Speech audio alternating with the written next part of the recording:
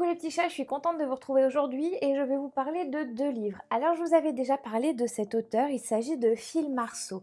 Je vous avais parlé d'un livre en fait concernant des portables, donc avec lesquels on était carrément esclaves.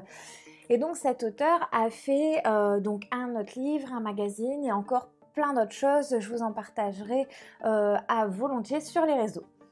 Comme d'habitude, n'oubliez pas de vous abonner à ma chaîne, de cliquer sur la petite cloche pour avoir les notifications et pourquoi pas de me laisser un petit pouce si vous avez aimé celle-ci.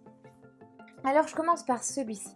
En fait c'est un magazine donc qui va à chaque fois nous répertorier des faits toujours en relation plus ou moins avec le téléphone portable. Vous savez, le téléphone portable c'est vraiment une plaie, on en est vraiment addict.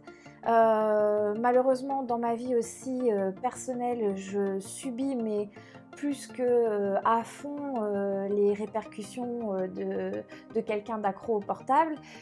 C'est lourd, c'est chiant, vous avez beau dire de toute façon ça changera rien dans la vie puisque c'est vraiment une addiction et quelqu'un qui est addict est vraiment addict. Voilà, donc vous savez tout. Ce que j'aime beaucoup, c'est que Phil Marceau a fait justement des journées mondiales sans téléphone portable.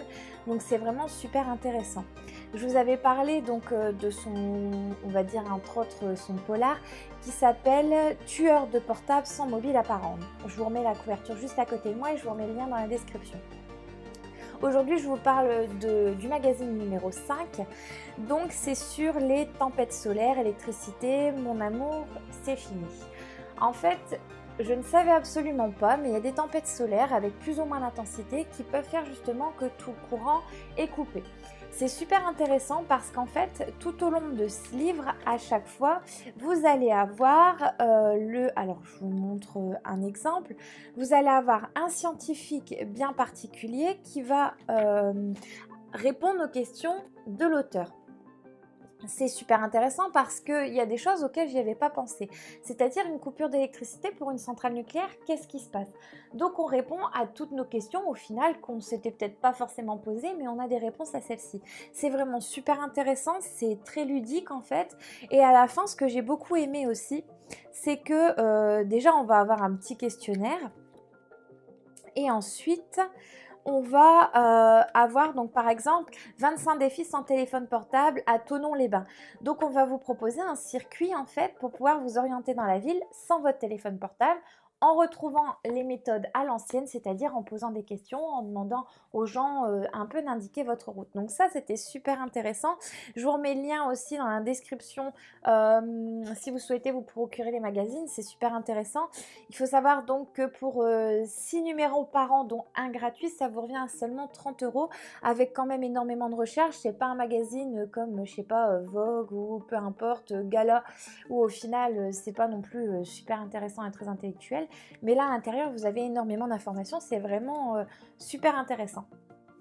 Je parle ensuite de celui-ci. Il est à 9,85 €. Il fait 80 pages et il s'appelle le Mac Bougie Bouffe of Paris.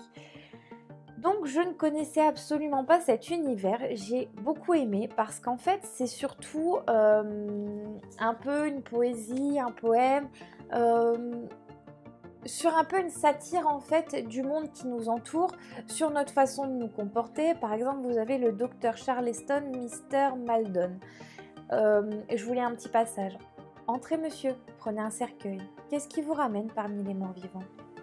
Qui s'entasse carrément dans mon vestibule? Pas de mise en caveau, non gâchons pas le terreau. Priez pour les pendus. 10 minutes en surface pour creuser le mal enterré. Vous voyez, donc celui-là n'est pas très gai. On en a un autre, par exemple celle-ci, instabilité rock.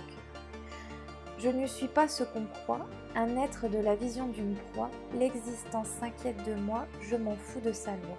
Incontrôlable, responsable, la foi, rempart de mon abri.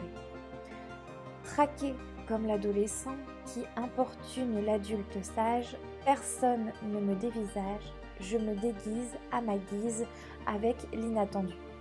Pour tout vous dire, j'étouffe l'avenir, je règle mes naufrages au gré des voyages, sans but précis, aucune accalmie.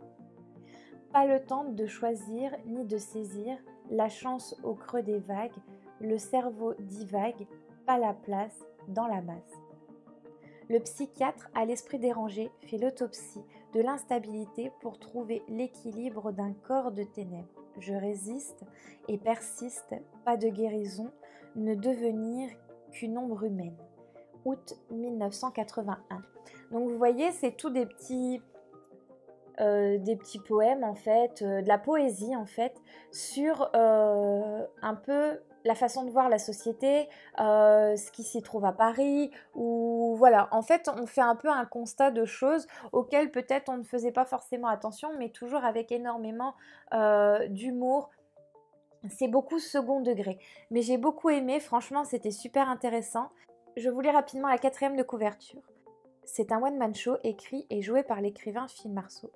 À l'époque, âgé de 22 ans, il fait ses premières armes à la radio, Mouvance et Radio des Poumons, 2 radios pirates parisiennes. En 1983, il se lance dans une tournée radiophonique avec des poèmes et une bande-son à la radio. C'est l'ère de la liberté d'expression. Au moment de la vague de saisie des radios libres, en août 1983, par l'ancêtre du CSA aujourd'hui, Phil Marceau se trouve propulsé animateur sur Radio Mouvance. Il commence à écrire des textes pour la plupart singuliers et caustiques, qui peuvent être considérés comme du slam avant l'heure, qu'il interprète sur fond de morceaux de musique connus et qu'il diffuse pendant son émission. Un jour, il lance un appel pour trouver la personne qui l'aidera à monter un one-man show avec ses textes. Phil Marceau monte 7 fois sur scène pour interpréter ce livre. Conscient que comédien est un métier qui s'acquiert avec des cours de diction, de gestuelle qui lui font défaut, il préfère alors continuer l'aventure de l'écriture, loin de la scène et des projecteurs.